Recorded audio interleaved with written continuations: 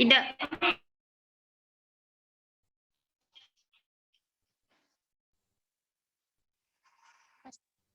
Apa pembentukan? Bismillahirrahmanirrahim. Assalamualaikum warahmatullahi wabarakatuh. Baiklah, kami tidak akan mempresentasikan makalah kami. Sebelumnya, kami akan membacakan ayat suci Al-Quran yang akan dibacakan oleh Saudari Rika. Kepada Saudari Rika dipersilahkan.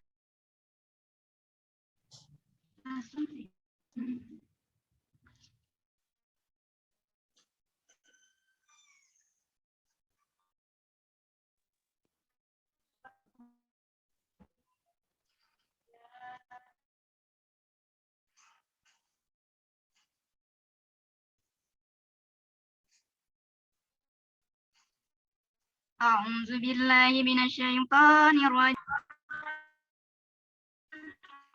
أتريدون أن تجعلوا لله عليكم سلطانا مبينا إن المنافقين في الدرك الأسفل من النار ولن تجد لهم نصيرا. Baiklah, terima kasih kepada Saudari Rika yang telah membacakan ayat suci Al-Quran. Semoga dengan dibacakannya ayat suci Al-Quran bisa memperlancar diskusi kita dari awal hingga akhir. Amin ya rabbal alamin. Baiklah, akan memulai presentasi kami. Yang pertama akan dipresentasikan oleh Saudari Rika Santi. Kepada Saudari Rika, silahkan. Baiklah, saya akan mempresentasikan yang pertama, yaitu pengertian pasar kerja. Pasar tenaga kerja adalah seluruh aktivitas dari pelaku-pelaku untuk mempertemukan pencari kerja dengan lowongan kerja, atau proses terjadinya penempatan atau hubungan kerja melalui penyediaan dan penempatan tenaga kerja. Pelaku-pelaku yang dimaksud di sini adalah pengusaha, pencari kerja, ketiga yang membantu pengusaha dan pencari kerja untuk dapat saling berhubungan. Sekian, terima kasih.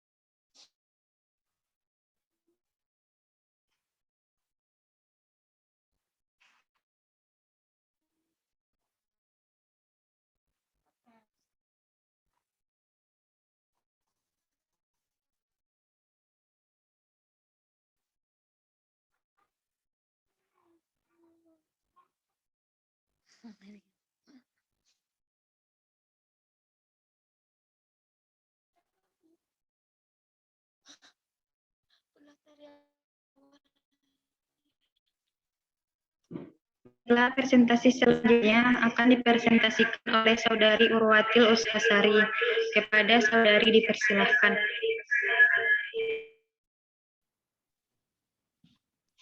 Baiklah, saya akan melanjutkan pembacaan presentasi. Yang B, penggolongan pasar tenaga kerja. Yang pertama, berdasarkan sifatnya. A, kerja intern atau internet labor market. Pasar kerja intern adalah pasar tenaga kerja yang diperoleh dari dalam perusahaan itu sendiri. Pemenuhan kebutuhan karyawan diambil dari dalam perusahaan melalui promosi maupun demosi karyawan. Yang B, pasar kerja ekstern atau external labor market. Pasar kerja ekstern adalah pasar tenaga kerja yang diperoleh di luar perusahaan. Yang kedua, berdasarkan prioritasnya. A, pasar kerja kerja utama atau primary labor market. Pasar kerja utama adalah pasar tenaga kerja yang menawarkan jabatan atau dengan tingkat upah atau gaji yang tinggi. Pekerja yang baik dan dengan kondisi yang stabil. Yang B, pasar kerja sekunder, secondary labor market. Pasar kerja sekunder adalah pasar tenaga kerja yang menawarkan jabatan atau posisi dengan tingkat upah atau gaji yang rendah, posisi yang kurang stabil, dan kurang memberi kesempatan untuk pengembangan karir karyawan. Itulah hasil presentasi dari Saudari Ruatil. Selanjutnya akan dipresentasikan oleh Saudari Sylvia. Kepada Saudari Sylvia dipersilakan. Terima kasih kepada selanjutnya saya akan melanjutkan presentasi yang ketiga, itu berdasarkan pendidikannya. Pasar tenaga kerja terdidik, skill labor market. Pasar kerja sekunder adalah pasar tenaga kerja yang membutuhkan karyawan yang berpendidikan dan memiliki keterampilan yang memadai. B, pasar tenaga kerja tidak terdidik, on-skill labor market. Pasar tenaga kerja tidak terdidik adalah pasar tenaga kerja yang menawarkan pekerjaan yang tidak mementingkan pendidikan maupun keterampilan khusus tertentu. C, penyelenggaraan pasar tenaga kerja di Indonesia. Di Indonesia, penyelenggaraan bursa tenaga kerja oleh Departemen Tenaga Kerja. Orang-orang atau lembaga yang membutuhkan tenaga kerja dapat melapor ke Depnaker dengan menyampaikan jumlah dan kualifikasi tenaga kerja yang dibutuhkan beserta persyaratannya.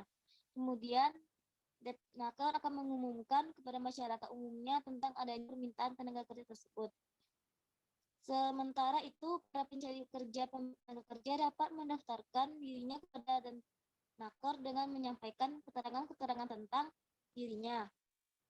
Selain Depnaker, di Indonesia juga berkembang penyelenggaraan bursa tenaga kerja swasta yang bisa disebut perusahaan penyalur tenaga kerja. Perusahaan swasta yang berusaha mengumpulkan dan menampung pencari kerja, kemudian menyalurkan kepada orang-orang atau lembaga yang membutuhkan tenaga kerja, baik di dalam maupun di luar negeri seperti Malaysia, Singapura, Hong Kong, dan Arab Saudi. Sekian presentasi dari saya kembalikan kepada moderator. Terima kasih kepada Saudari Sylvia. Selanjutnya ke presentasi yang akan dipresentasikan oleh Saudara Dito. Kepada Saudara dipersilahkan. Saya Dito Prayoga, NIM 3219230 akan melanjutkan hasil presentasi kami, yaitu pada bagian C, penentuan upah di berbagai bentuk pasar tenaga kerja. Pembayaran upah tenaga kerja dapat dibedakan pada dua pengertian, yaitu gaji dan upah.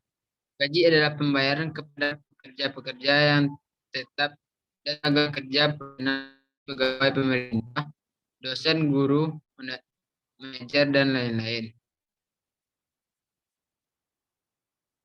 Ada perbedaan upah uang dan upah real. Upah uang adalah sejumlah uang yang diterima para pekerja dari para pengusaha sebagai pembayaran ke atas tenaga metal atau fisik para pekerja yang digunakan dalam proses produksi.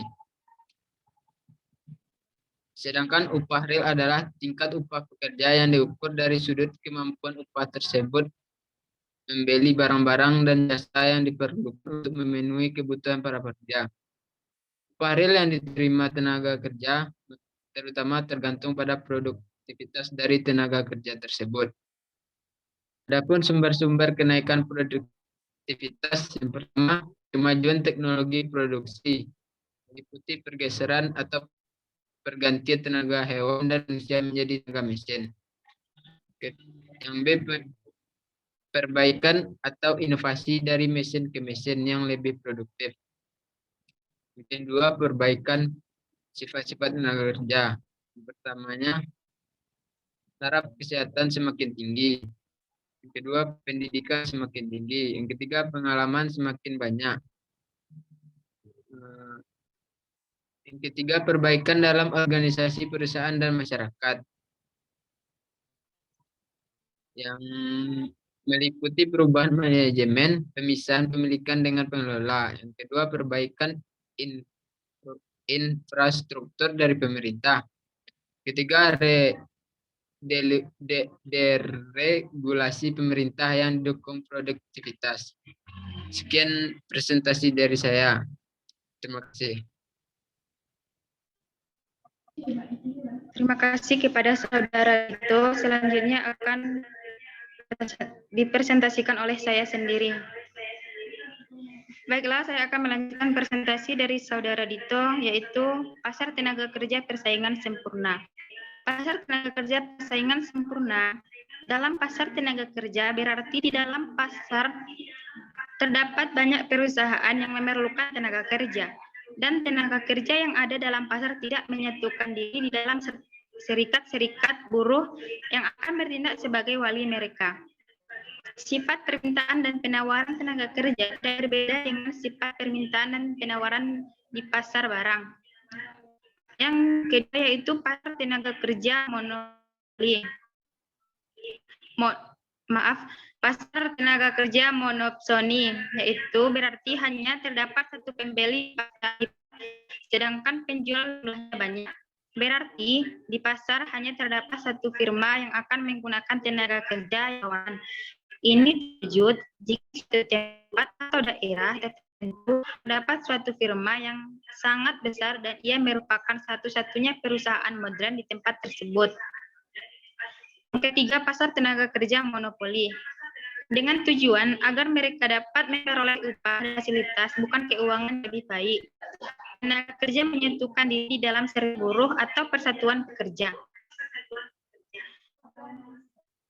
Menurut syarat kerja tentu dengan para pengusaha. Yang pertama, manfaat tentuan upah dalam pasar tenaga kerja yang bersifat monopoli. Yang pertama, upah lebih tinggi dari yang dipakai pada keseimbangan permintaan dan penawaran. Yang kedua, membatasi penawaran tenaga kerja. Yang ketiga, menjalankan usaha-usaha yang bertujuan menaikkan permintaan tenaga kerja. Selanjutnya, membatasi penawaran tenaga kerja dengan cara pertama, membentuk organisasi pekerja yang bersifat sangat. Yang kedua, melarang orang tidak menjadi anggota untuk. Yang ketiga, menekan.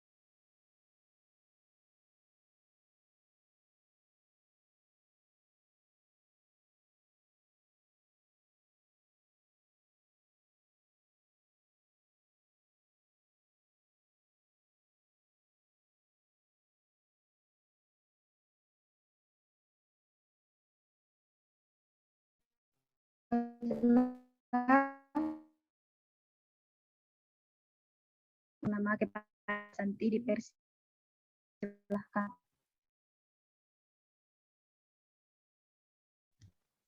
Baiklah.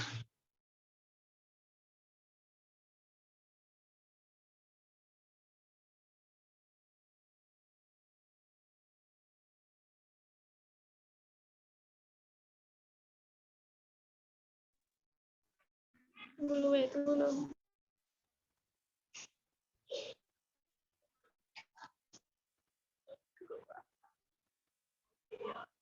Nggak bisa. Recording in progress. Oh.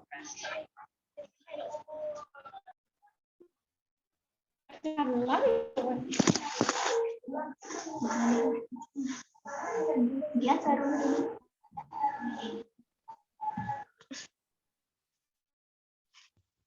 Baiklah, saya akan melanjutkan presentasi dari saudari Indayani yang D, fungsi dan manfaat pasar tenaga kerja. Fungsi pasar tenaga kerja adalah mengalokasikan secara optimal tenaga kerja di antara berbagai alternatif pengguna dan dalam pekerjaan produktif yang memberikan pendapatan layak, perasaan tentram, aman dari ancaman bahaya, tidak khawatir akan kehilangan sumber penghidupan, serta memberikan rasa harga diri dan kepastian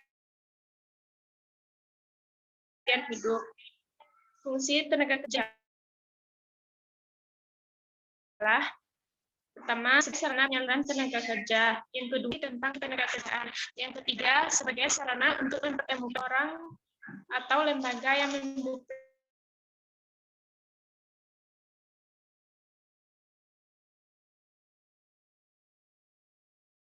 tenaga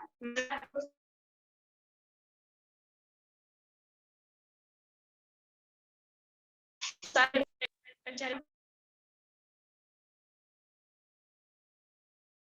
oleh orang atau lembaga yang memiliki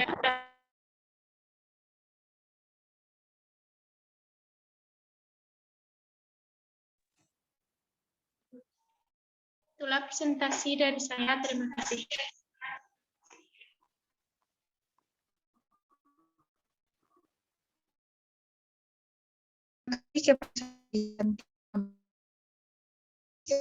Presentasi yang akan dilanjutkan oleh Saudari Sofia Fitri. Kepada Saudari dipersilakan.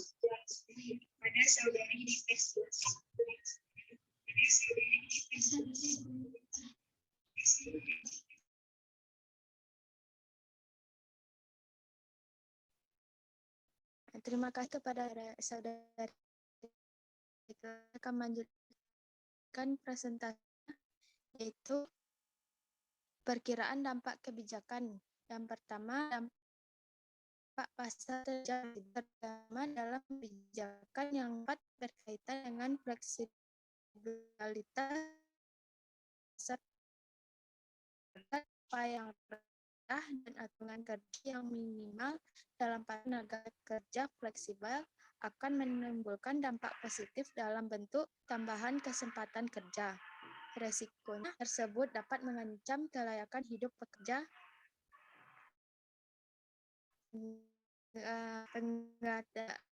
pengadaan jaminan sosial. Sekian presentasi dari saya. Selanjutnya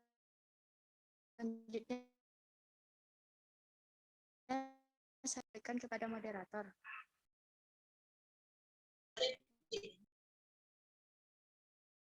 Terima kasih kepada Saudari Sofia Fitri. Selanjutnya akan dipresentasikan oleh Saudari Intan Fakrah. Kepada Saudari. Baiklah, saya akan melanjutkan presentasi selanjutnya, yaitu pengadaan jaminan sosial. Kebijakan pasar tenaga kerja fleksibel hanya dapat diimplementasikan jika pemerintah telah menyediakan jaminan sosial bagi warga negara.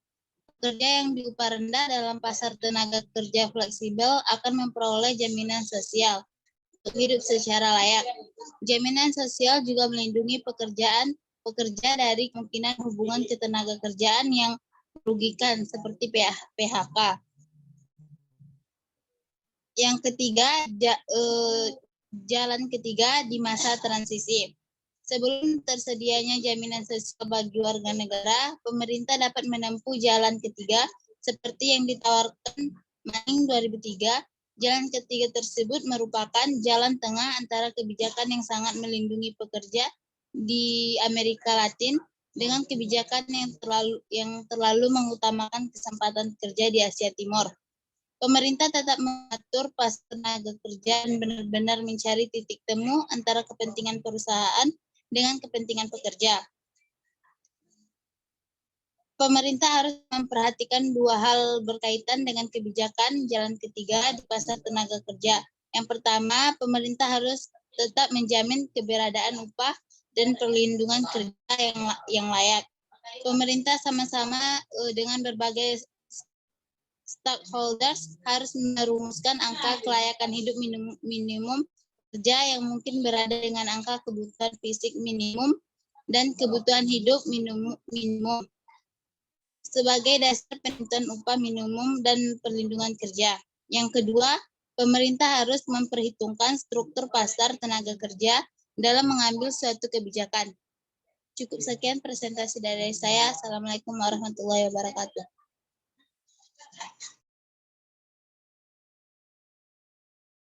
Terima kasih kepada Saudari Intan.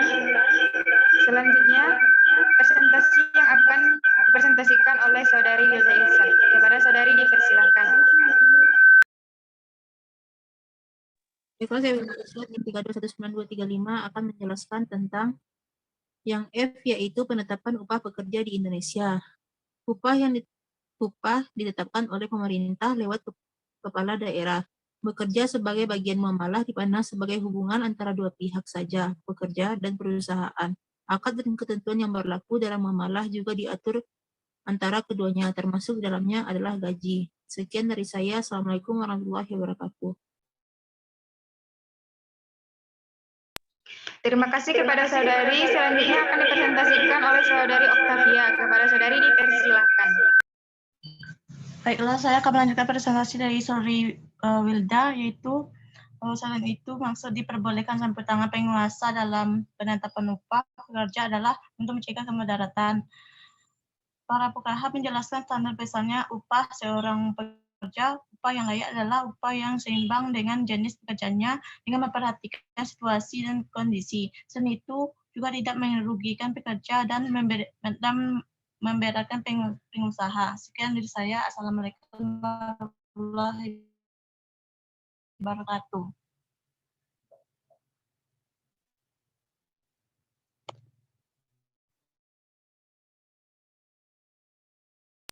Terima kasih kepada saudari Octavia. Dengan dibacakannya presentasi dari Octavia, berakhir pula presentasi dari kelompok kami, yaitu kelompok 3. Jika ada kata-kata yang salah, kami mohon maaf. Jangan lupa untuk like dan komen. Saya akhiri dengan Assalamualaikum warahmatullahi wabarakatuh. Waalaikumsalam warahmatullahi wabarakatuh. Waalaikumsalam warahmatullahi wabarakatuh.